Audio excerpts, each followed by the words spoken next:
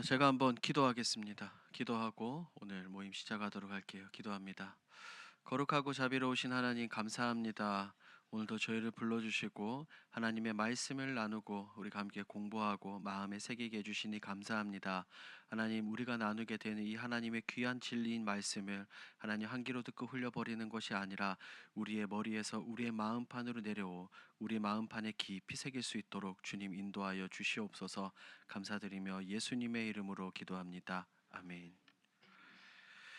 감사합니다. 보겠습니다. 오늘은 1.1강 우리 전능하사 천지를 만드신 하나님 아버지를 내가 믿사오며 우리가 함께 배우도록 하겠습니다. 지난 시간에는 기억하실지는 모르겠지만 두 가지를 배웠어요. 첫 번째는 믿음에 대해서, 그리고 전능하신 하나님이 어떤 분이신지에 대해서 우리가 말씀을 나눴고, 오늘은 아버지 하나님과 천지 창조에 대해서 우리가 함께 배우고자 합니다.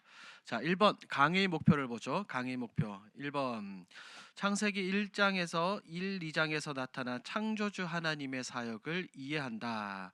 창세기 1장, 2장은 하나님이 이 세상을 어떻게 만드셨는지를 우리에게 명확하게 보여주죠. 하나님은 아무것도 없는 상태에서 말씀으로 빛, 하늘, 땅, 바다, 동물, 인간을 창조하셨습니다. 이 말씀 자체가 하나님이 전능하신 창조주이며 모든 것의 주인이라는 것을 우리에게 알려줍니다. 지난주에 우리가 조금 배웠었죠. 2번, 창조 세계를 향한 하나님의 계획과 인간의 책임을 배우며 실천 방안을 고민한다.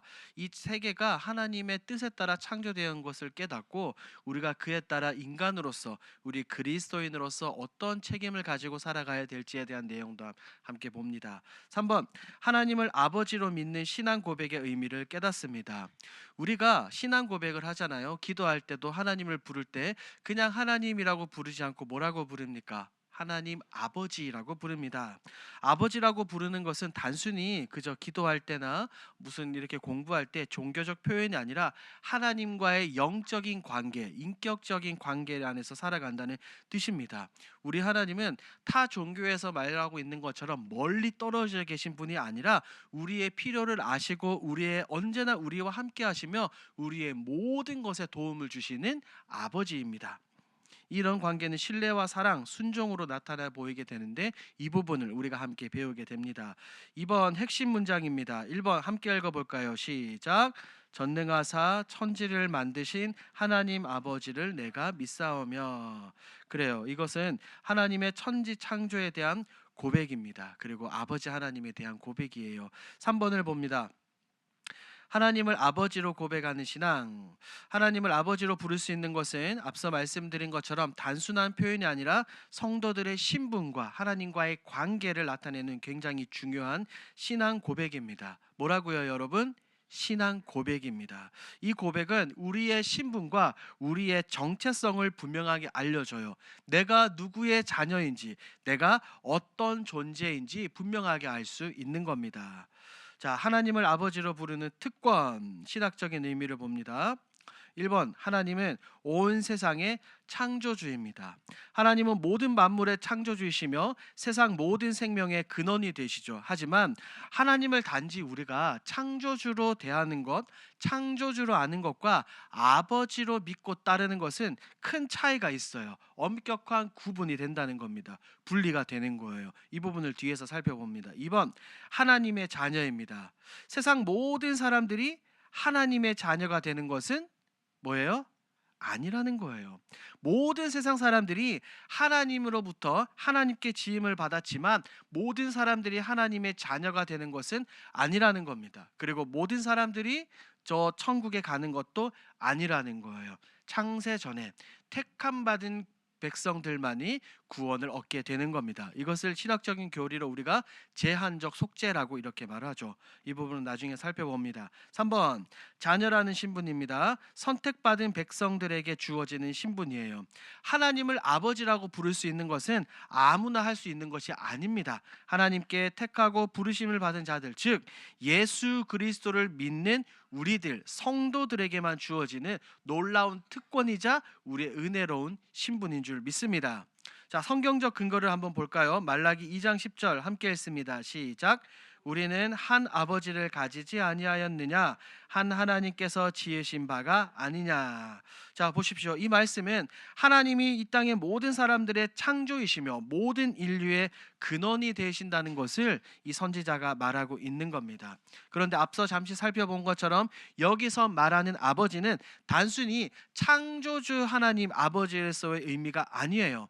언약 관계 안에 하나님의 그 큰 팔 안에 있는 모든 그리스도인들을 뜻합니다. 그렇기 때문에 이 지금 말라기의 선지자는 하나님을 아버지를 두고도 서로를 미워하고 배반하는 이스라엘 백성들의 죄를 지적하는 거예요. 싸우지 말라는 겁니다. 우리는 선택받은 하나님의 백성들이기 때문에 우리 안에서 서로 다투고 질투하고 미워하지 말자는 거예요. 이것은 단순히 가족 개념이 아니라 하나님을 아버지로 고백하는 백성은 서로를 우리가 교회 안에서 어떤 사람으로 어떤 존재로 부릅니까? 서로 사랑하는 형제요 자매로 부르고 그에 걸맞는 삶을 살아야 된다는 겁니다. 말라기 선지자가 우리에게 이것을 말해줘요. 동그라미 2번, 예수 그리스도를 통한 무엇입니까? 양자됨입니다. 양자. 양자의 의미는 아시죠? 1번 가족, 예수님의 십자가를 통해 하나님의 가족이 되었습니다. 원래 우리는 하나님과 단절된 상태였어요. 무엇 때문에? 죄로 인해서. 그러나 우리 주 예수 그리스도께서 십자가에서 나의 죄를 대신 짊어지시고 죽으심으로 하나님과의 관계가 회복이 되었고 우리가 하나님의 자녀가 되는 은혜를 받게 되었던 겁니다. 그래서 우리를 뭐라고 부르는 거예요? 양자되었다라고 말하는 겁니다. 자, 로마서 8장에서 사도 바울은 분명히 말하죠. 함께 읽습니다. 시작. 너희는 다시 무서워하는 종의 영을 받지 아니하고 양자의 영을 받았으므로 우리가 아빠 아버지라 부르짖느니라. 이것은 단순히 부르는 호칭이고 상징이 아닙니다. 우리에게 그리스도인들에게 신자에게 주어진 실제적인 우리의 신분 변화인 줄 믿습니다. 2번, 입양되어서 하나님의 가족이 되었어요. 우리는 예수님 때문에 하나님께 입양이 되었습니다. 이것을 양자되었다라고 말하는 거죠. 그래서 신자는 하나님의 가족으로 받아들여진 존재입니다. 밑에 갈라디아서 똑같이 사도 바울이 고백합니다. 시작. 너희가 아들인 고로 하나님이 그 아들의 영을 우리 마음 가운데 보내사 아빠 아버지라 부르게 하셨느니라. 자, 여기서 말하는 아빠 아버지라는 표현은 가장 친밀하고 신뢰하는 관계를 보여줘요. 성령 하나님은 우리의 마음속에 역사하셔서 우리가 하나님을 진심으로 나의 아버지로 부르게 하시고 하나님을 신뢰하도록 하셨던 겁니다. 제가 어제 충남 당진에 신방을 다녀왔어요. 교회에서 9시에 출발해서 교회 도착하니까 5시가 거의 다 되었어요. 그러니까 가는 길에 원래 1시간 20분이면 가는데 차가 막혀서 거의 3시간 걸렸어요. 오는데도 식사하고 신방하고 오는데도 한 2시간이 조금 더 걸렸던 것 같아요. 제가 피곤할까요? 안 피곤할까요? 굉장히 피곤했습니다. 그런데 집에 돌아와서 했던 일이 있어요. 하엘이를 데리고 그 영화부실 가서 이제 스티로폼 야구를 했습니다. 엄청 피곤함에도 불구하고 얘를 데리고 야구를 하러 갔어요. 왜 그러냐면 교회 딱 도착하자마자 집에 오자마자 하엘이가 그러는 거예요. 아빠 야구하러 가주세요. 그래서 제가 너무 피곤하지만 무엇이기 때문에? 아빠이기 때문에 하엘이가 저를 아버지로 부르기 때문에 제가 갔던 겁니다. 저 옆에 있는 동네에 있는 어떤 아이가 저한테 와서 야구하러 가자 그러면 가요 안 가요? 안 갑니다. 제 아들이 아니니까요. 제 아들이니까 제가 아들의 말을 들어주는 거예요. 마찬가지로 우리 역시 예수 그리스도를 통해서 하나님의 자녀가 되었기 때문에 하나님을 아버지라고 부를 수 있는 겁니다. 이것은 우리에게 주어진 놀라운 특권입니다. 2번, 실제적인 신분의 변화예요. 이것은 단순히 신학적인 개념이 아니라 실제로 변화되는 것인 줄 믿습니다. 실제로 우리의 신분이 변화되었어요. 이전에는 마귀에게 종노래 되고 죄의 자녀였다면 이제는 우리의 신분이 변화되어서 하나님의 자녀가 되었어요. 하나님의 가족으로 받아들여진 그런 존재입니다. 그런데 하나님을 아버지로 부른다. 이것은 하늘의 유업을 우리가 누릴 상속자의 개념도 있는 겁니다. 어떤 개념도 있는 거예요? 상속자. 아버지의 것이 누구의 것이 되는 거예요? 나의 것이 되는 겁니다. 그러니 얼마나 감사합니까? 자, 로마서 8장 16절 시작. 성령이 친히 우리의 영과 더불어 우리가 하나님의 자녀인 것을 증언하시나니. 놀라운 증인이 계시죠? 누구입니까? 성령 하나님. 성령 하나님께서 우리가 하나님의 자녀라는 것을 증언하십니다. 증인이 되어 주신대요. 자, 2번 하나님을 아버지로 부르는 신자의 특권을 봅니다. 1번 하나님과의 친밀한 관계입니다. 지금 한 3번 정도 반복해서 말씀을 드리죠. 신자가 하나님을 아버지로 부르는 것은 하나님과 굉장히 가까운 관계에 있다는 거예요. 아버지라 부를 수 있기 때문에 아버지로부터 사랑을 받고 보호를 받고 돌봄을 받고 신뢰를 관계를 나타내는 이 표현입니다. 자, 재밌습니다. 1번 구약을 봅니다. 하나님을 아버지로 직접 부르는 표현이 뭐라고요? 거의 없습니다. 재밌지 않아요, 여러분? 구약에서는 하나님을 굉장히 좀 높고 거룩한 분으로 여겼던 거예요. 실제 우리가 지금 하나님 아버지 이렇게 부르는 것처럼 그런 표현이 굉장히 드물었습니다. 하나님의 왕 중에 왕이시고 전능하신 하나님으로 묘사되며 두려움과 거룩함의 대상으로 강조가 되었던 겁니다. 그래서 구약 시대 때 아버지라는 개념이 있기는 했지만 민족적 관계적, 즉 이스라엘 백성들의 아버지로 표현이 되는 경우가 조금 많았어요. 친밀한 관계가 아니었다는 겁니다. 2번 신약의 예수님은 무엇을 강조하셨어요? 아버지를 강조하셨어요. 재미있죠. 구약에서 아버지 개념은 드물었지만 신약에서 우리 주 예수 그리스도께서 직접 하나님을 아버지로 부를 수 있게끔 만들어 주신 겁니다. 하나님을 아버지 또는 아바 아버지라고 부르시며 하나님과의 친밀한 관계를 드러내셨습니다. 그리고 그 동일한 관계를 예수님만 가지고 계시는 것이 아니라 예수님의 제자들에게도 전해주시고 예수님을 믿는 모든 사람들 역시 하나님을 아버지로 부르게끔 이렇게 만들어 주셨어요. 그래서 우리가 주기도문으로 고백하죠. 하늘에 계신 우리 아버지여라고 말입니다. 모든 성도들이 하나님을 아버지로 부를 수 있다는 것을 이미 산상수훈에서 우리 주님께서 우리에게 알려주셨던 겁니다. 자, 이어서 교회 역사적 관점에서 본 하나님을 아버지로 부르는 개념의 발전 과정을 봅니다. 동그라미 1번 구약시대 하나님의 아버지 되심에 대한 제한적인 개념입니다. 이전 내용과 반복이 되죠. 하나님을 아버지로 부르는 표현이 극히 드물었어요. 제한적이었습니다. 이 부분에서 조금 더 구체적으로 설명드리도록 합니다. 1번 하나님 이스라엘의 아버지로 언급됩니다. 이사야서 말씀에는 이런 말씀이 있네요. 여호와여 주는 우리 아버지이시니다. 하나님은 이스라엘 백성 전체의 아버지로 표현이 되었고 나 개개인, 그러니까 그 당시에 사는 한 사람 한 사람의 아버지로 부르지 못했다는 겁니다. 구약 하나님을 아버지로 부르는 표현이 등장하기는 해요. 표현 자체로는 등장은 하지만 직접적이고 자주 쓰이지는 않았습니다. 아버지라는 표현 대신에 어떤 표현이 많이 쓰였을까요? 전능자. 좋습니다. 여호와, 전능하신 하나님, 혹은 왕, 주, 이런 표현이 많이 쓰였어요. 3번 표현 개별적인 신자보다 이스라엘 전체를 향한 표현이 많았고, 4번 묘사 하나님은 이스라엘 백성을 자기 자녀처럼 돌보시며 보호하시는 분으로 묘사합니다. 하나님은 구약시대 때 아버지란 호칭이 많이 없었지만 그럼에도 불구하고 하나님은 끊임없이 하나님의 백성들을 자녀로 여겨 주셨던 겁니다.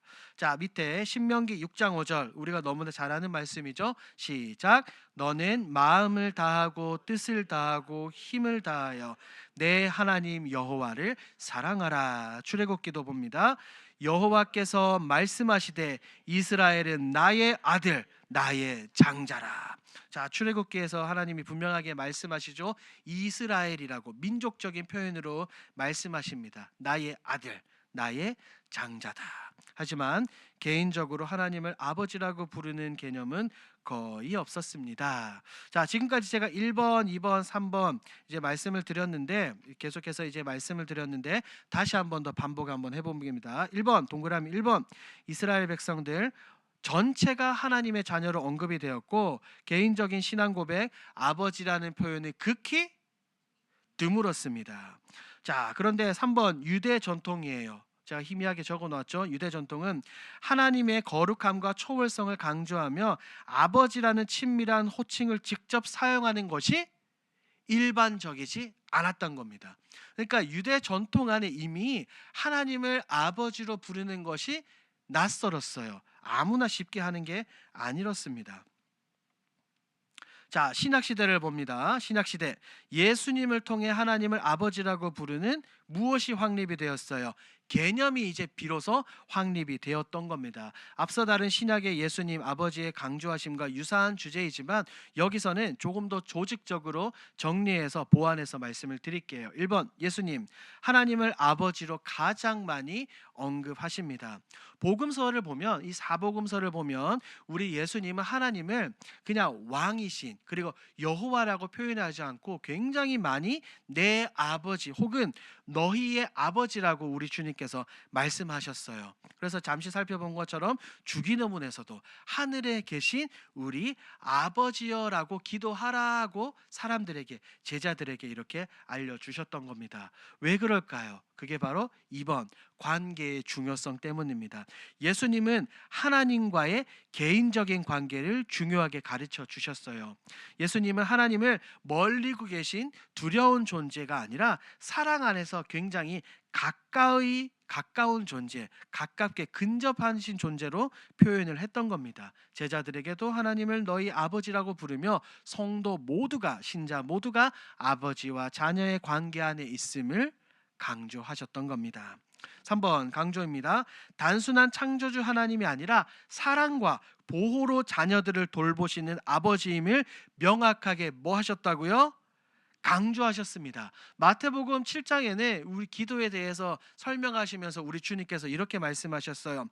하늘 아버지께서 너희에게 좋은 것으로 주시지 않겠느냐. 하늘에 계신 누구요? 아버지. 예수님은 계속해서 아버지라는 표현을 사람들에게, 제자들에게 계속해서 사용하셨던 겁니다. 하나님이 아버지라는 것을 명확하게 정리하셨어요. 개인적이고 인격적인 관계 안에서 우리가 하나님과의 관계를 맺으라고 우리 주님께서 강조하셨던 겁니다. 이것으로 인하여서 하나님을 아버지로 부르는 신앙 고백이 이 신약 시대 때, 신약 성경 때 본격적으로 확립이 되었던 겁니다. 자, 마태복음 6장 9절은 우리가 한번 읽었었고, 요한복음 3장 함께 읽어볼게요. 시작. 아버지께서 나를 사랑하사 만물을 그의 손에 주셨으니. 우리 주님은 끊임없이 반복하시는 겁니다. 자, 4번 예수님을, 하나님을 무엇으로 부르셨어요? 아빠. 참 우리랑 한글이랑 좀 비슷하죠. 똑같이 어떻게 보면 아빠라고 부르시며 친밀한 것을 강조하셨습니다. 그런데 어디서 이 아빠라고 부르셨다고요? 4번을 보니까 겟셋마네 동산에서. 예수님은 고통과 절박함의 순간에도 하나님을 가장 친밀한 표현인 아빠라고 부르심으로 하나님과 완전한 신뢰와 사랑 관계 안에 있음을 우리에게 보여주셨던 거예요. 내가 가장 힘들 때, 내가 가장 괴롭고 어려울 때, 고통 가운데 있을 때 우리가 하나님을 무엇으로 부릅니까? 아버지라고 부르게 되는 겁니다. 그런데 이 아빠라는 표현이 재밌습니다. B번, 유대 문화에서 자녀가 친밀하게 아버지를 부르는 표현으로 이전의 유대인들이 하나님을 부르던 방식보다 훨씬 더 어떻다고요? 친밀한 호칭입니다. 유대인들은 하나님을 레위기에서 말씀하신 하나님 때문에 그 이미지가 거룩함이잖아요. 내가 거룩하니 너희도 거룩하라. 그런 말씀 때문에 유대인들이 하나님을 좀 굉장히 뭐랄까요, 조금 어렵게 여겼어요. 좀 위대하고 거룩하신 분이기 때문에. 그래서 이런 표현을 사용하지 않았지만 우리 주님은 그 모든 것을 다 깨버리셨습니다. 정말 가까이 계신 아버지로 소개하시면서 우리에게 이와 같은 관계를 허락하셨습니다. 그러니 얼마나 좋습니까, 여러분? 보십시오. 우리가 육신의 아버지 말고, 세상 사람들이 육신의 아버지 말고 또 다른 사람을 아버지라고 부르는 경우가 있어요, 없어요? 없어요. 그런데 우리는 굉장히 독특합니다. 우리 여기 길동교회 사람도, 저기 어디입니까? 마포에 있는 교회도, 해외에 있는 성도들도 하나님을 똑같이 뭐라고 부르는 거예요? 아버지라고 부르는 겁니다. 얼마나 감사한지를 모르겠습니다. 마가복음 14장입니다. 아빠 아버지여, 아버지께는 모든 것이 가능하오니. 신약 성경 이제 눈에 들어오시죠? 우리 주님께서 계속해서 하나님을 얼마나 많이 아버지로 아빠로 부르셨는지 이제 조금 이해가 되실 겁니다. 자, 그러면 이 초대교회 당시 때는 어떻게 되었을까요? 3번입니다. 하나님을 아버지로 부르는 신앙 고백이 어떻게 되었어요? 정착이 되었어요. 이제는 뭔가 우리 주님께서 사람들에게 알려주실 때는 좀 어색했을 수도 있어요. 왜? 수백 년 내려오는 그 전통 기간 동안 하나님을 아빠라고 부르지 않았거든요. 그런데 예수님이 알려주시니까 어색했지만 시간이 지나면서 이게 점차 뭐가 되었어요? 정착이 되었어요. 굉장히 자연스럽게 하나님을 나의 아버지로 부르게끔. 1번 교부들을 봅니다. 삼위일체 교리를 통해 하나님은 신자들의 아버지이심을 매우 중요한 신앙 고백으로 확립했습니다. 여러분 혹시 교부가 어떤 사람들인지 아세요? 교부? 한 번쯤은 이제 들어보셨을 거예요. 이 교부가 누구냐면 초대교회 당시에 살았던 중요한 신앙의 지도자들입니다. 성경을 해석하고 성경 안에 있는 교리를 정리하여 교회에서 많은 사람들에게 성도들에게 알려주신 어떻게 보면 좀 선생님이에요. 영적인 아버지이자 성도들의 영적인 선생님이었습니다. 왜냐하면 지금처럼 신학교나 뭐 이렇게 신학이 교육 체계가 많이 발달되어 있지 않았잖아요. 그럴 때 이 교부들이 교회나 혹은 들판에서 성도들에게 하나님의 말씀을 잘 알려준 우리 위대한 믿음의 선배들이라고 보면 됩니다. 자, 이처럼 초대교회 교부들은 예수님의 가르침을 따라 하나님을 아버지로 부르는 것을 신자의 정체성과 우리의 신앙 고백의 핵심으로 여겼습니다. 자, 초대교회 교부 가르침을 봅니다. A번 이그나티우스. 이름들은 못 외우셔도 됩니다. 입에 좀 잘 안 붙죠? 이그나티우스. 자, 그런데 이 사람은 아버지를 신자들의 무엇이라고 말하죠? 특권입니다. 아버지라는 호칭을 부를 수 있는 것은 신자에게만 주어진 특권이다라고 강조했던 거예요. B번 예수 그리스도를 통해 이것이 가능해졌습니다. 예수님의 십자가 사건을 통해 하나님을 아버지로 부를 수 있게 되었다라고 이 교부가 우리에게 말하는 거예요. 우리가 예수님을 통해 하나님의 무엇이 되었다고요? 아들, 양자가 되었다고요. B번 이레네우스를 봅니다. 이레네우스 아버지 삼위일체 교리 안에서 성자의 중보로 이루어진다고 강조합니다. 똑같은 말이에요. 성자가 누구를 뜻하는 거예요? 예수 그리스도의 십자가 희생을 통해서 이루어진다라고 보는 겁니다. 자, 그리고 우리가 지금 하고 있는 사도신경이죠. 전능하신 하나님 아버지로 고백하고 있어요. 사도신경은 초대교회 신앙 고백을 우리가 좀 압축한 그런 문서라고 제가 첫 시간에 말씀을 드렸습니다. 전능하사 천지를 만드신 하나님 아버지를 내가 믿사오며, 우리 모든 성도들의 믿음의 시작이자 우리의 정체성을 선언하는 겁니다. 자, 4번 중세와 종교개혁 시대 때를 보죠. 하나님을 아버지로 고백하는 개념이 더욱더 강조가 되었습니다. 1번 중세시대. 자, 중세시대 때는 하나님을 사실은 아버지로 보기보다는 어떤 것으로 보는 경향이 강했다고요? 심판자. 자, 심판자라고 하면 어떤 이미지가 떠오르세요? 하나님은 무섭고 굉장히 좀 두려운 그런 존재로 여겼어요. 왜냐하면 중세 시대 때는 우리가 암흑이라 그러잖아요. 영적인 암흑 시대. 이때는 하나님의 거룩함과 정의, 심판, 권위가 강조되었고 사람들은 종종 두려움 속에서 하나님을 대하는 태도를 가졌다고 합니다. 그래서 나온 게 뭐예요? 천주교에서 말하는 고해성사, 연옥, 형벌 중심의 교리 등은 하나님을 굉장히 무섭고 멀리 있는 그런 존재로 인식하게 했다는 겁니다. 자, 우리가 잠시 이제 저를 보실까요? 이 성당에서 말하는 고해성사나 연옥, 형벌 중심의 교리의 문제점들이 있습니다. 이런 내용들은 성경에 있어요, 없어요? 없거든요. 첫 번째, 고해성사가 무엇입니까? 고해성사가 누구에게요? 그렇죠. 내가 죄를 지으면 하나님께 나아가서 이것을 용서를 구하는 것이 아니라 누구에게 나아가는 거예요? 신부에게 사제에게 나가서 고백을 하는 겁니다. 그래서 사제가 죄 용서를 선포해 줘야만 내 죄가 용서가 된다라고 말하는 교리가 바로 이 고해 성사인 거예요. 결국 하나님과 우리 인간을 연결시키는 것은 예수 그리스도의 십자가가 아니라 예수님의 십자가 대신에 누가 있다는 거예요? 사제가 있다는 겁니다. 성경은 이걸 이렇게 말하고 있지 않거든요. 그러니 이런 이 고해성사 교리는 중보자 대신에, 유일한 중보자 대신에 예수 그리스도를 부정하는 역할인 겁니다. 그러니까 안 되는 거예요.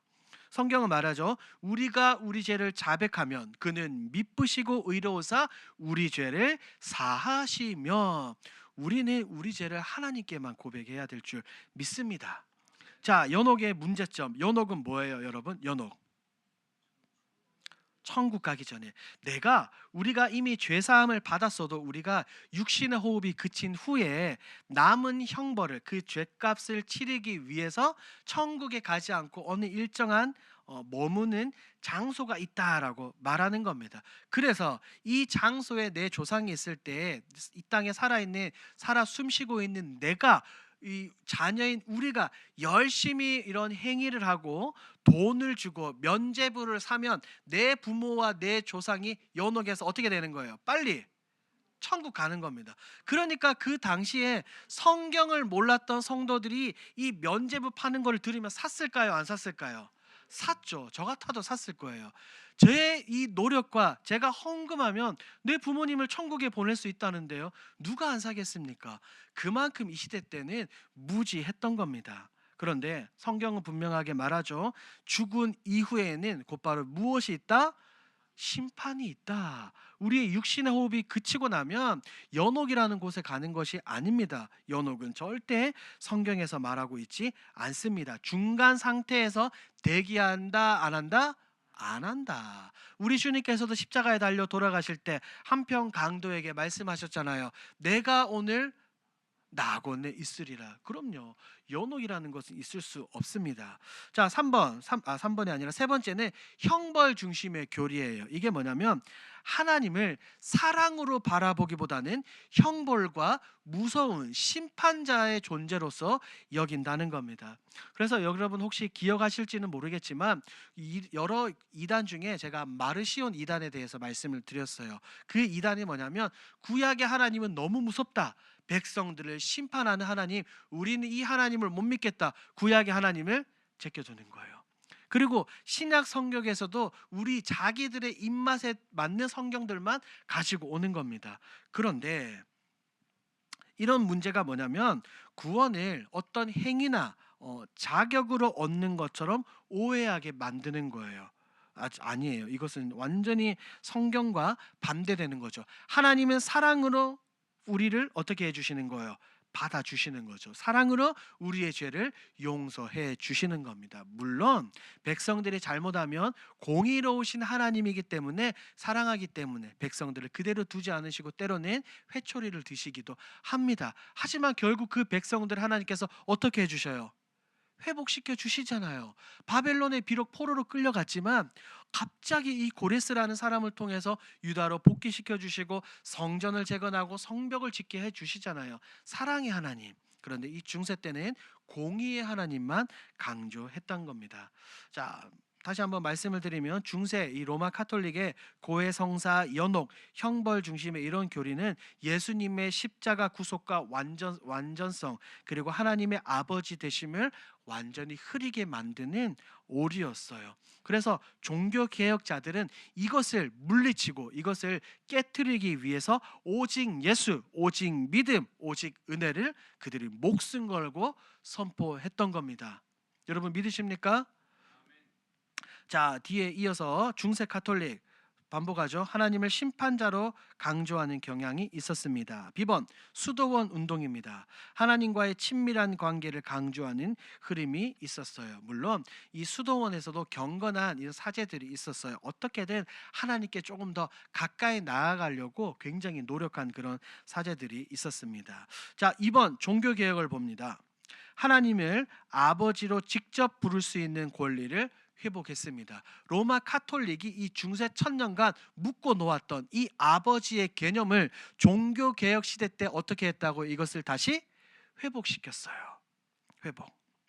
A번 마르틴 루터입니다. 무엇을 강조합니까? 그렇죠. 오직 은혜를 강조하며 하나님을 아버지로 부를 수 있는 신자의 특권을 다시 회복시켰습니다.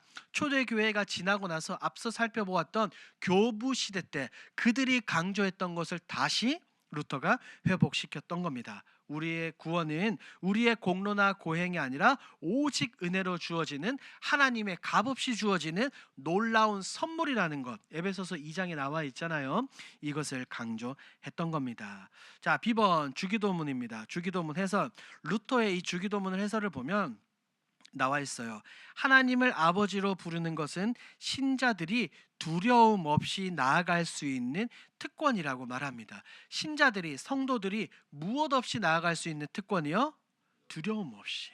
그러니까 이 성당에서 강조했던 심판자의 무서운 하나님의 이미지를 루터가 벗겨버린 겁니다. 이제는 누구나 쉽게 하나님께 나아갈 수 있도록 그렇게 만들었던 거예요. 자, 3번 칼빈의 강조를 봅니다. A번 하나님을 아버지로 믿는 신앙은 신자들의 확신과 담대함을 준다. 너무 멋있지 않아요? 신자들의 무엇과 무엇을 준다고요?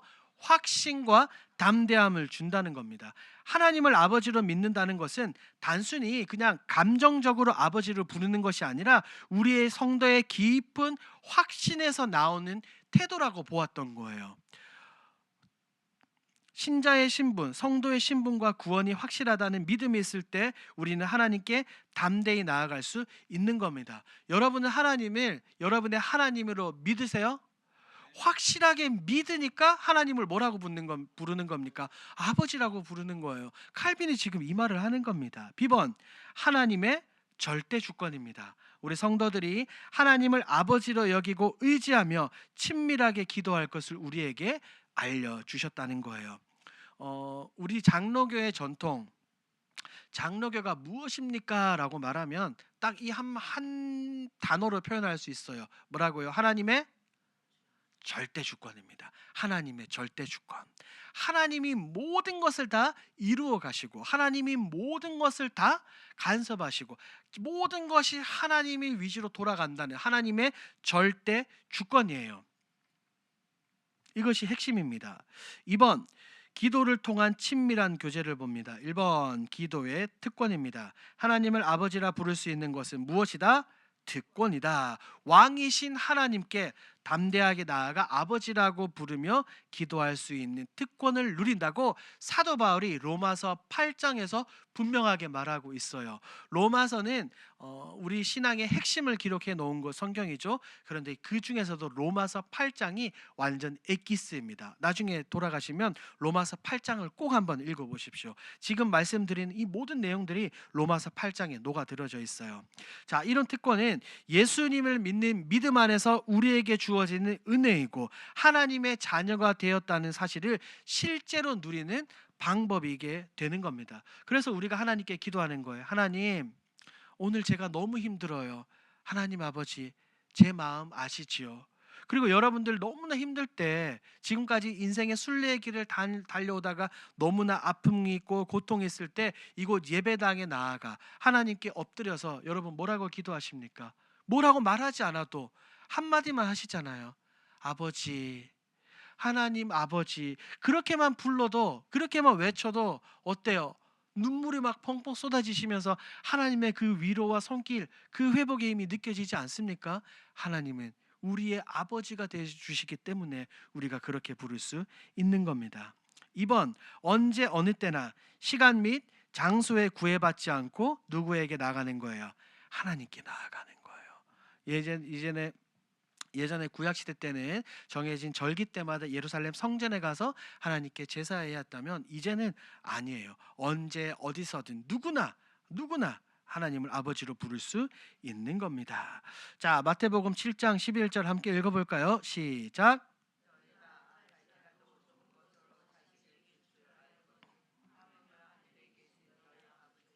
자, 하늘에 계신 우리 아버지께서 우리에게 얼마나 좋은 것들을 준비하고 계실까요? 저는 모르겠어요. 하나님이 여러분들 각 개개인에게 얼마나 많은 것들을 주실지는 모르겠지만 아버지 되시는 그분이 감당치 못할 놀라운 이 축복의 은혜를 여러분들에게 허락해 주실 줄 믿습니다. 자, 3번입니다. 보호와 공급의 약속입니다. 1번. 아버지는 자녀를 보호하고 필요를 공급하십니다. 하나님은 우리를 자녀로 삼으셨을 뿐만 아니라 우리가 살아가는 데 있는 모든 필요를 아시고 어떻게 해주시는 거예요? 채워 주시는 겁니다.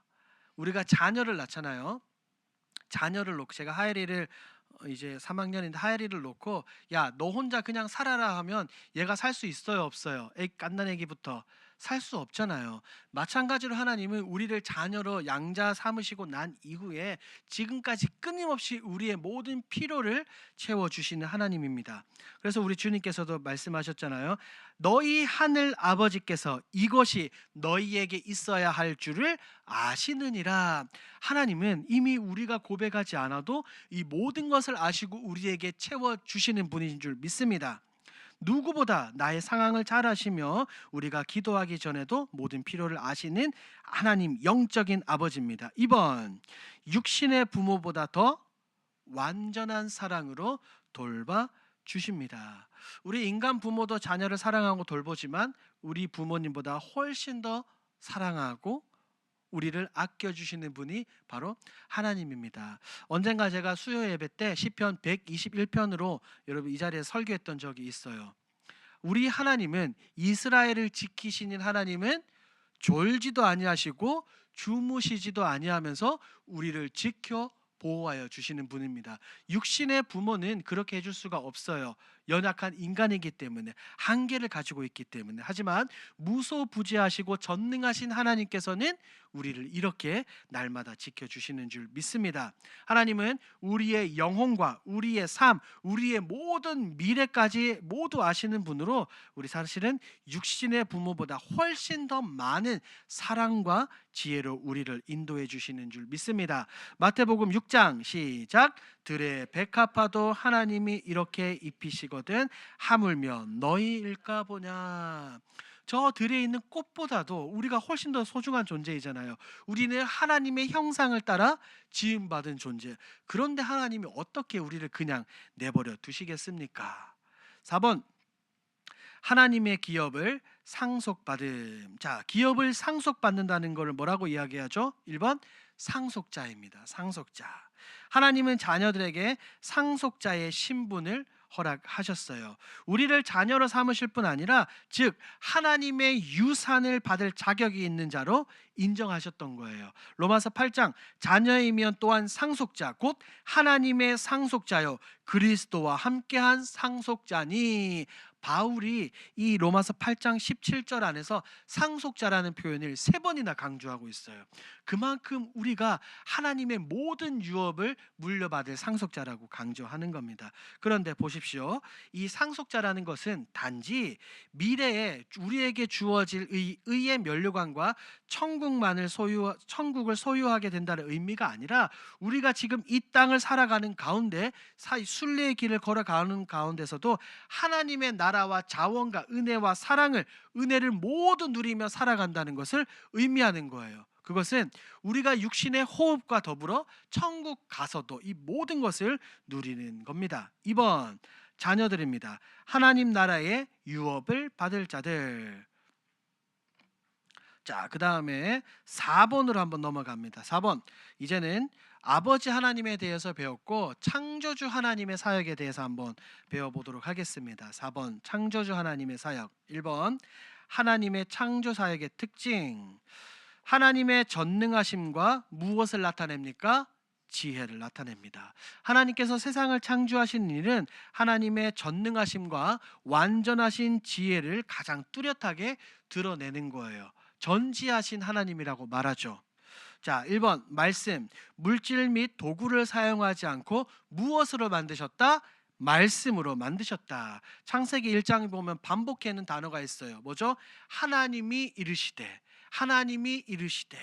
하나님은 어떤 재료나 도구 없이 오직 말씀으로 빛과 땅과 하늘 모든 것을 창조하셨습니다. 자, 하나님의 창조 행위는 하나님의 무엇을 가장 잘 보여줍니까? 하나님의 전능하심입니다. 제가 지난 시간에 말씀을 드렸나요?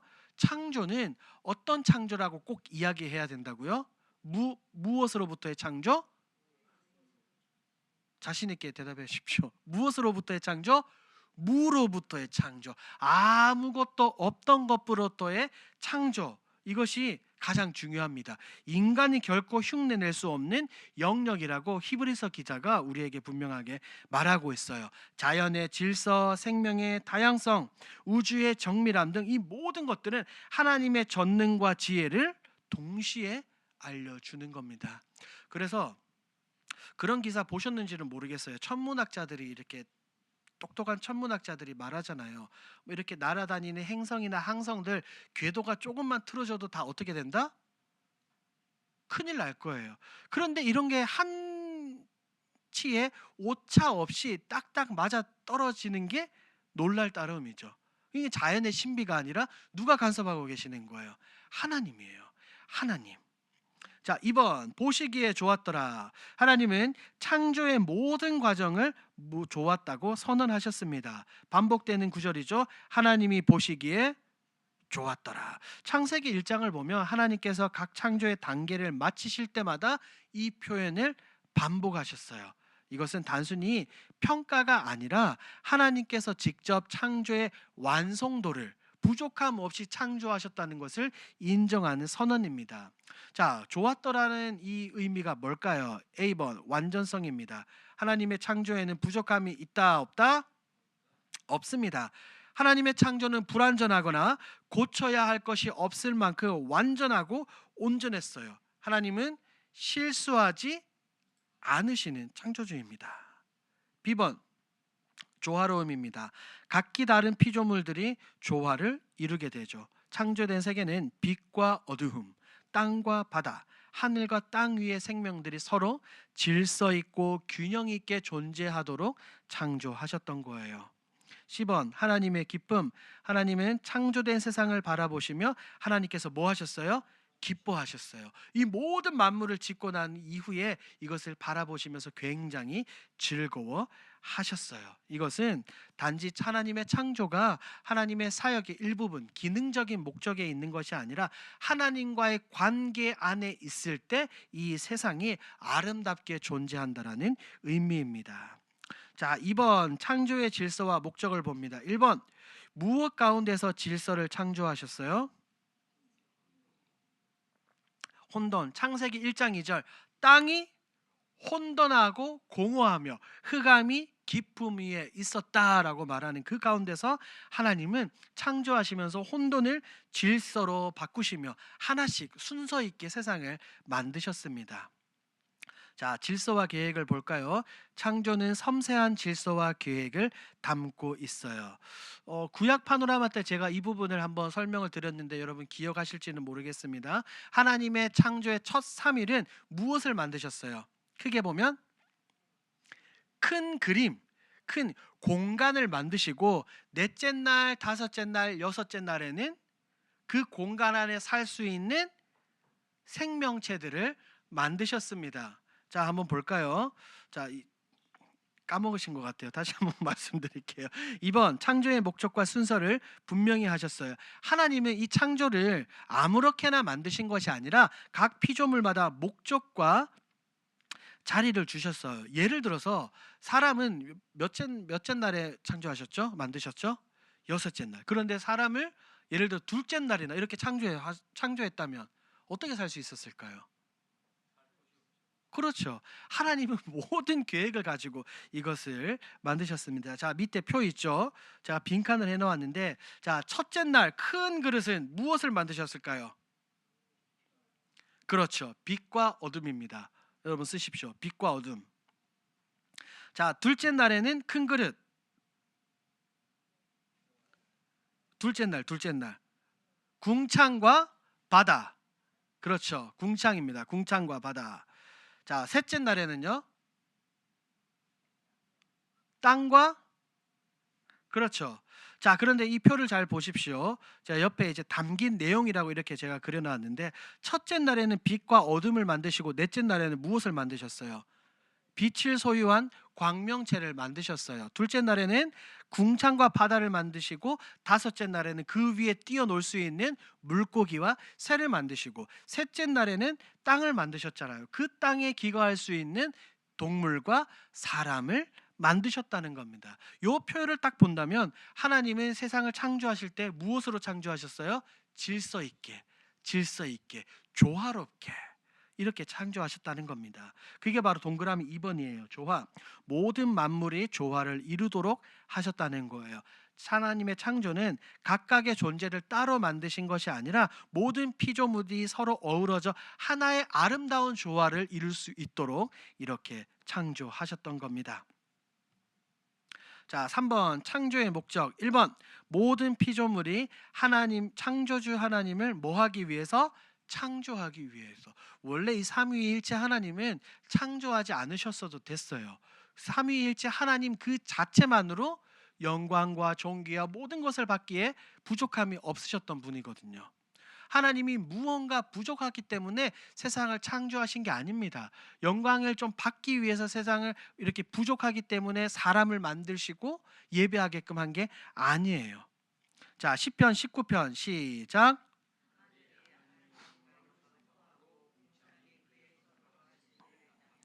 자, 하늘이 하나님의 영광을 선포하고 궁창이 그의 손으로 하신 일을 나타내는도다. 우리 인생의 목적이 누구의 영광을 위해서 살아가는 겁니까?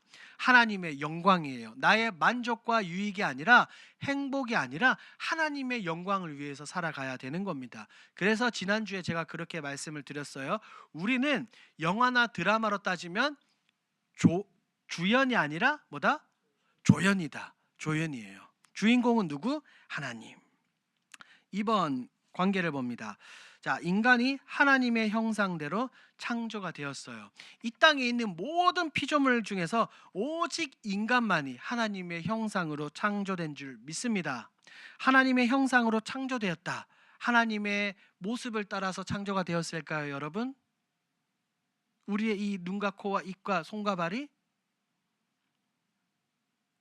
아니에요. 하나님은 영이시기 때문에, 이 하나님이 육체가 없으시잖아요. 그러면 하나님의 형상을 닮았다는 표현을 뭐라고요? 어떤 표현이라고 말씀드렸어요?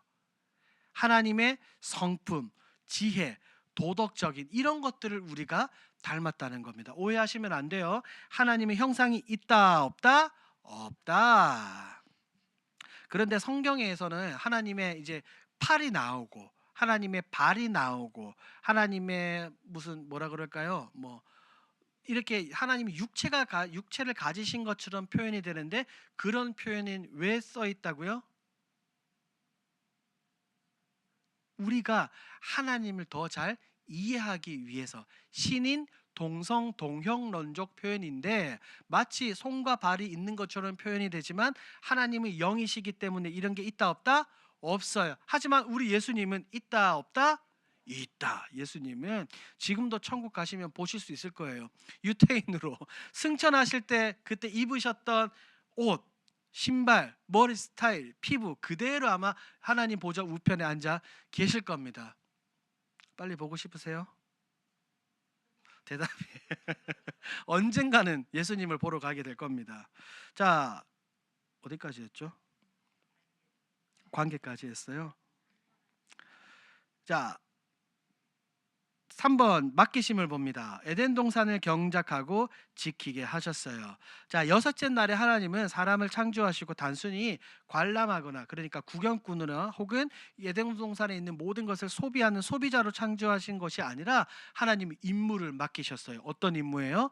경작하고 지키는 사명자로 세우셨다는 겁니다. 그래서 이런 노동과 돌봄을 통해 하나님께서 창조하신 이 세계를 우리 역시 잘 가꿔야 될까요? 안 가꿔야 될까요? 가꿔야 되는 겁니다. 요거는 뒷부분에 나오니까 그때 한 번 더 살펴봅니다. 자, 핵심 본문을 봅니다. 창세기 1장 1절 시작. 창조하시니라. 1장 31절 시작. 하나님이 지으신 그 모든 것을 보시니 보시기에 심히 좋았더라. 저녁이 되고 아침이 되니 이는 여섯째 날이니라. 아멘. 자, 핵심 질문입니다. 6번 핵심 질문. 자, 이 시간은 여러분들이 쉬면서 옆 사람과 한번 나눠 보는 겁니다. 하나님이 세상을 창조하셨다는 사실이 우리에게 어떤 의미가 될까요? 하고 옆 사람과 한번 나눠 보도록 하겠습니다. 6번 핵심 질문입니다. 1번 다 같이 읽어 볼까요? 시작. 하나님이 세상을 창조하셨다는 사실이 우리의 삶과 신앙에 어떤 영향을 미치는가? 자, 하나님이 창조주라는 사실이 우리의 존재와 삶이 결코 우연이 아니라 누구의 목적 안에 있다는 거예요. 하나님의 목적 안에. 이 목적이 없어서 세상 사람들이 방황하는 겁니다. 그래서 무언가 목표를 잃어서 방황하고 그것이 좀 많이 심각해지면 나쁜 짓을 하는 거예요. 2번 시작. 하나님의 창조 세계를 우리가 어떻게 돌보고 가꾸어야 하는가? 하나님은 우리가 마지막에 배웠죠. 하나님은 사람에게 이 세상을 경작하고 지키는 청지기 사명을 맡기셨어요. 그래서 우리 역시 이 세계를 우리의 눈으로 바라보는 것이 아니라 하나님의 창조된 그것으로 피조 세계로 바라보고 우리도 지키고 보호해야 됩니다. 3번 시작.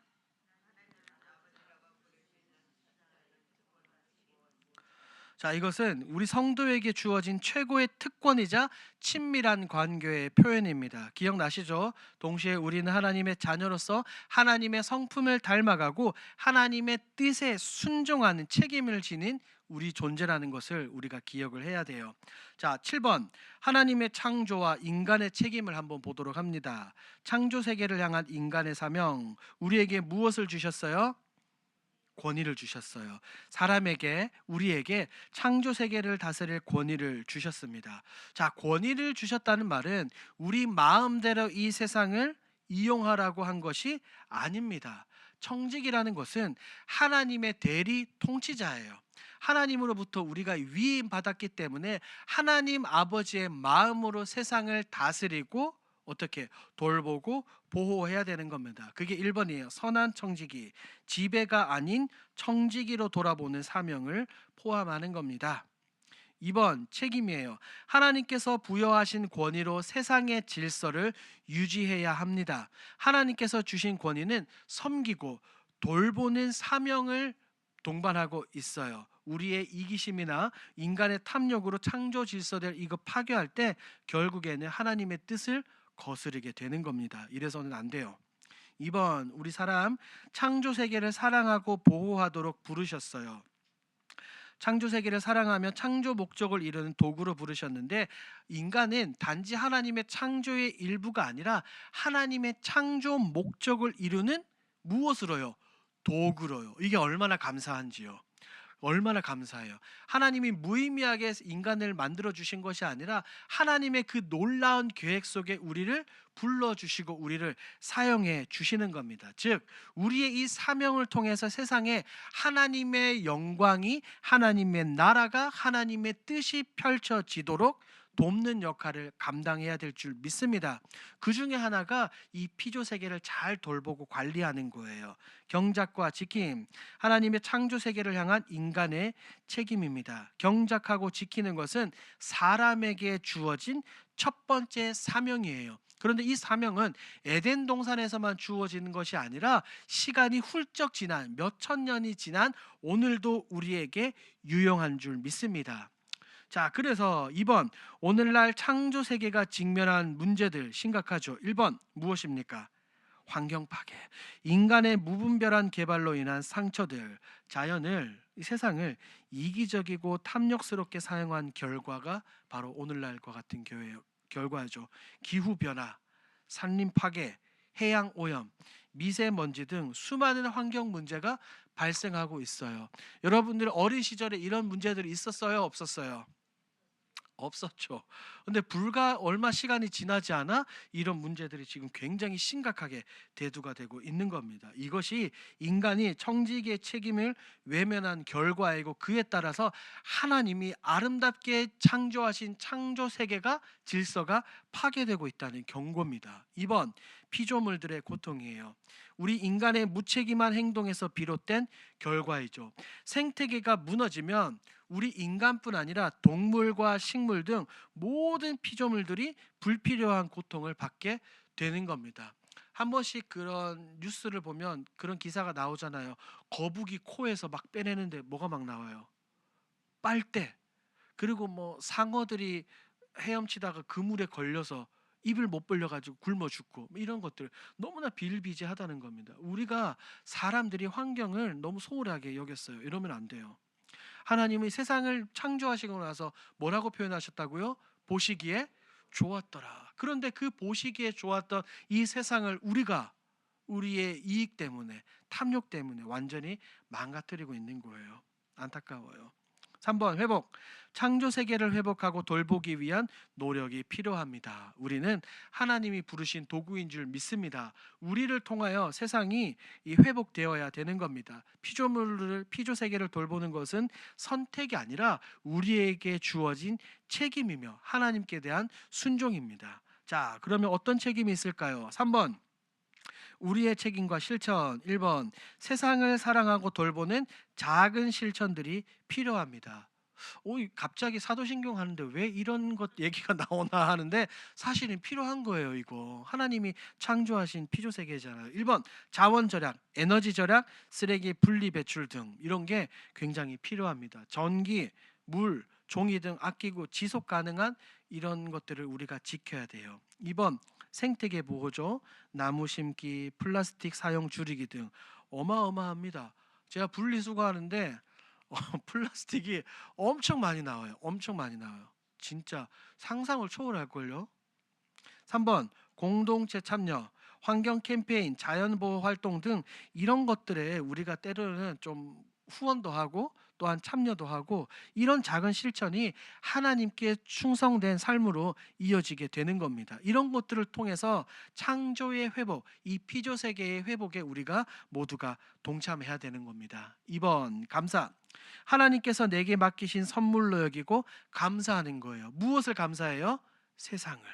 이 아름다운 세상을 주신 하나님께 감사하고 소중히 여기는 겁니다. 태도의 변화, 이 세계를 바라보며 하나님의 선하심과 능력을 찬양하는 겁니다. 자연을, 이 세상을 단지 자원으로 우리의 필요에 따라 사용하는 그곳으로 보지 않고 하나님의 선하심과 능력이 담겨 있는 나와 같은 하나님의 놀라운 창조물로 여기고 바라보아야 된다는 거죠. 감사, 책임감을 회복하고 창조 세계를 더욱 아끼는 마음을 지녀야 합니다. 이 창조 세계 때문에 우리가 지금처럼 편안하게 살 수 있는 것 아니겠습니까? 자, 8번 창조와 진화론의 간단한 비교. 자, 이 부분을 조금 길게 할까 하다가 너무 길어질 것 같아서 간단하게만 조금 말씀을 드릴게요. 창조 신앙과 현대 과학의 충돌이죠. 이건 논쟁의 핵심입니다. 1번 논쟁의 핵심, 우주의 기원, 생명의 탄생, 인간의 존재 목적. 세상 사람들은 이 존재 목적, 이 탄생, 우주 탄생에 대해서 아직도 사실은 답을 몰라요. 그런데 우리는 답을 알고 있어요, 몰라요? 답을 알고 있죠. 그 답이 어디에 있습니까? 성경에 나와 있어요. 자, 창조와 진화론의 비교표 제가 표를 만들어서 이렇게 놓았습니다. 자, 세계의 기원은 하나님이 말씀으로 창조하셨지만 진화론 이것은 자연적 과정, 빅뱅 빵 터져서 이 모든 우주 만물이 탄생되었다라고 말하죠. 생명의 기원 하나님이 생명을 직접 창조하셨죠. 무엇으로 창조하셨습니까? 말씀으로. 우리 인간은 흙으로 조물조물. 자, 그런데 진화론은 무기물에서 자연적으로 시간이 지나면서 이렇게 동물이 되고 사람이 되었다. 자, 인간의 본질은 누구의 형상으로? 하나님의 형상으로. 자, 그런데 진화론은 인간의 존재 목적이 없어요. 특별한 의미가 없이 진화되었다. 자, 윤리적인 기준은 우리는 있죠. 하나님이 정하신 창조 질서가 있고 우리에게 주신 이 율법 하나님의 말씀대로 살아가는 건데 세상은 진화론은 뭐예요? 본능. 인간의 본능, 사회적 합의에 대해서 윤리적으로 형성이 되었다. 자, 우주의 목적, 인간의 목적은 누구의 영광? 하나님의 영광. 하지만 진화론은 우주는 목적 없이 그저 존재하게 되었다라고 이렇게 말하는 겁니다. 자, 핵심 이해 포인트가 바로 이거예요. 창조 신앙은 그저 과학적 설명을 부정하려는 것이 아니라 우주의 기원과 인간의 존재의 목적이 누구에게 있다는 것을 말하는 거예요. 하나님에게 있다는 겁니다. 반면에 진화론은 이 우주적 자연 과정만으로 모든 것을 설명하려고 하기 때문에 신앙과 말씀과 당연히 뭐 할 수밖에 없어요? 충돌할 수밖에 없는 겁니다. 자, 3번 핵심 차이입니다. 창조는 하나님의 설계와 목적을 강조하죠. 하나님의 계획 안에, 하나님의 의도 안에, 하나님의 목적 안에 창조되었다는 것을 믿음으로 전제로 합니다. 하지만 진화론은 달라요. 2번 모든 것이 우연과 자연적 과정에 의해서 형성이 되었다. 그러면서 하나님의 개입은 철저하게 뭐 하는 거예요? 배제시키는 거예요. 신은 없다. 하나님은 없다. 모든 것이 다 우연이다. 결과적으로 보면 이렇게 주장한다면 인간의 존엄성과 삶의 목적이 불분명하게 만드는 겁니다. 왜 살아가야 되는지, 왜 내가 이 땅에 태어났는지 알아요, 몰라요? 모르는 겁니다. 자, 밑에 다이아몬드 한번 읽어볼까요? 시작. 신앙의 문제이며 단순한 과학적인 논쟁이 아니라 세계관의 차이입니다. 자, 세계관이 뭘까요? 세상을 바라보는 눈입니다. 눈. 세상을 바라볼 때 우리는 하나님 말씀이라는 안경을 끼고 세상을 바라보는 것이고, 세상 사람들은 세상을 바라볼 때 유물론, 진화론이라는 안경을 끼고 바라보는 겁니다. 그러니까 충돌이 있을 수밖에 없는 거예요. 정리하면 창조 신앙은 누구 중심? 하나님 중심.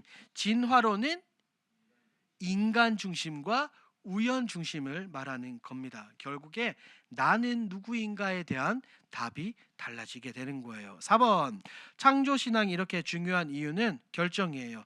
자신의 정체성을 아는 것이 삶의 목적을 결정하는 겁니다. 내가 하나님이 창조하신 창조된 존재라는 것을 알면 내 삶의 목적을 알고 하나님께 영광을 올려드리는 삶, 그것이 분명해지는 거죠. 그래서 가치가 있는 거예요. 창조주 하나님을 인정할 때 사람의 가치는 더 높아진다고요? 낮아진다고요? 높아진다고요. 훨씬 더 높아지는 거예요. 생명, 인권, 도덕 근거 모든 것들도 다 여기에 있는 거예요. 자, 3번은 넘어갑니다. 아까 우리가 앞에서 살펴본 거니까 진화론은 우연, 창조 신앙은 목적이죠. 자, 5번 창조 신앙이 삶에 주는 영향. 생존을 위한 도구가 아닌 하나님께서 주신 선물로 바라보는데 무엇을 그렇게 바라봐야 돼요? 자연, 세상, 착취의 대상이 아니라 돌보고 가꿔야 할 하나님의 창조물이죠. 우리 스스로 2번 하나님의 창조를 믿을 때 나 자신을 하나님의 계획 속에서 바라보게 되는 겁니다. 생각해봐요. 어떤 미생물에서 뭔가 진화해서 이 제 모습이 되었다 그러면 뭐라 그럴까 좀 덧없이 느껴지지 않을까요? 그렇죠. 무의미하게 느껴지는 겁니다. 우연이 아니라 우연히 존재된 그 우연히 태어난 존재가 아니라 하나님의 특별한 의도가 안에 하나님의 특별한 계획과 목적 가운데 지음받은 존재라는 사실을 자각한다면 내 삶이 어떻게 되는 거예요? 더 소중히 여기게 되는 겁니다. 3번 질서, 도덕적 윤리적 기준이 창조 질서 안에 있음을 깨닫게 되는 겁니다. 옳고 그름, 선과 악의 그 모든 기준은 하나님께 있다는 것을 우리가 인정하는 거예요. 모든 윤리와 도덕은 하나님 중심으로 말씀일 중심의 기준 위에 서서 우리가 세상을 바라봐야 될 줄 믿습니다. 그러니 오늘날 사람들이 말하는 동성애 이제 점차 교회 안에는 밀고 막 들어올 겁니다. 윤리적으로 봐서는 100번 옳다고 치지만 하나님의 말씀으로 봐서는 그게 완전 틀린 겁니다. 그래서 모든 교회들이 다 어떻게 되는 거예요? 반대하는 겁니다. 근데 이런 게 점점 무너지기 시작하고 있죠. 유럽 교회도 그렇고 캐나다도 그렇고 미국도 그렇고 그리고 우리 대한민국의 일부 교회들 가운데서도 이런 것들이 무너지고 있습니다. 심지어는 동물들을 데리고 와서 동물과 함께 예배를 드리며 동물에게 안수하는 그런 교단도 있어요. 이거 신학적으로 굉장히 심각한 겁니다. 이건 있을 수가 없어요. 동물은 영혼이 있어요, 없어요? 없어요. 이 호흡이 그치면 그냥 고기 덩어리입니다. 영혼은 우리 인간에게 있습니다. 이런 거 안 돼요. 하나님 말씀이 위배되는 거 절대. 그래서 저는 때로는 그렇게 생각해요. 때로가 아니죠. 목사로서 우리 그리스도인으로서 저 같은 어떻게 보면 정치적으로 얘기하는 게 아니라 하나님 말씀만 기준으로 파고드는 꼴통 보수가 필요한 겁니다. 왜? 하나님의 말씀은 무엇이기 때문에? 진리이기 때문에 하나님 말씀에 위배되는 모든 것들은 다 쳐내야 되는 겁니다. 세상의 흐름이든 물결이든 뭐 인권이든 아무 필요 없어요. 왜? 그 어떤 헌법보다 중요시 되는 게 하나님의 말씀입니다. 우리는 그것으로 살아가는 존재거든요. 자, 9번 결론을 봅니다. 자, 1번 다 같이 한번 읽어볼까요? 시작. 그의 창조 사역은 완전하고 선합니다. 자, 하나님은 혼돈 가운데서 무엇을 만드셨어요? 질서, 말씀으로 모든 것을 계획 있게 창조하셨어요. 창세기 1장에서 반복되는 하나님이 보시기에 좋았더라라는 이 표현은 창조가 완전히 아름답고 조화롭다는 뜻입니다. 기억나시죠? 자, 그리고 창조의 순서와 구조와 조화는 하나님의 절대적인 지혜, 전지하심과 능력을 나타내는 증거입니다. 2번 시작. 하나님은 단순한 창조주가 아니라 우리의 아버지로서의 인격적 관계를 하신다. 자, 신자는 성도는 하나님을 단지 창조주나 전능자로서만이 아니라 무엇으로 부를 수 있는 은혜? 아버지. 그래서 예수님은 하나님을 무엇으로 부르셨어요? 아빠, 아버지. 친근하게 친밀한 관계를 우리에게 알려주셨어요. 그런데 하나님이 우리의 아버지가 되어주신다는 것을 누가 분명하게 증언해 하셔요? 성령 하나님이 분명하게 증언하십니다. 로마서 8장 15절을 우리가 아까 읽었잖아요. 3번 시작. 신자는 창조주 하나님의 뜻을 따라 창조 세계를 보존하고 돌봐야 한다. 자, 하나님은 우리에게 청지기 사명을 주셨습니다. 세상을 경작하고 지키는 청지기로. 다스림이라는 것은 지배가 아니라 사랑과 책임으로 돌보는 관리자의 사역입니다. 이 피조세계, 하나님이 만드신 피조세계를 무분별하게 방치해서는 안 되고 우리가 할 수 있는 최선의 노력을 다해서 우리가 지키려고 노력을 해야 돼요. 4번 시작.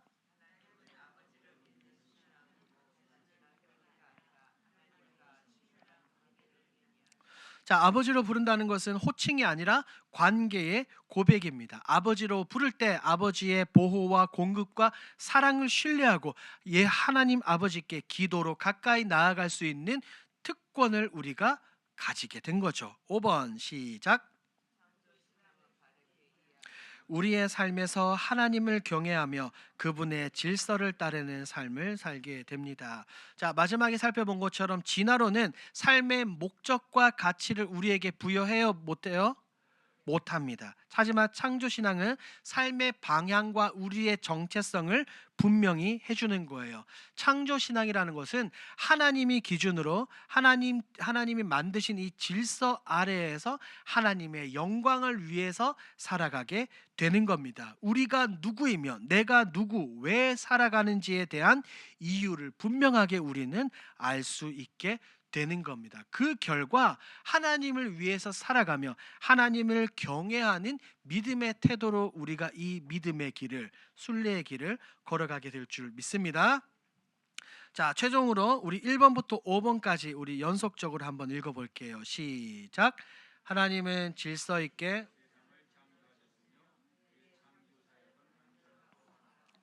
하나님은 단순한 창조주가 아니라 우리의 아버지로서 인격적으로 관계하신다. 신자는 창조주 하나님의 뜻을 따라 창조 세계를 보존하고 돌보아야 한다.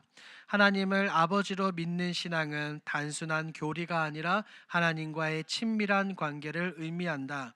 창조 신앙을 바르게 이해하면 우리의 삶에서 하나님을 경외하며 그분의 질서를 따르는 삶을 살게 된다.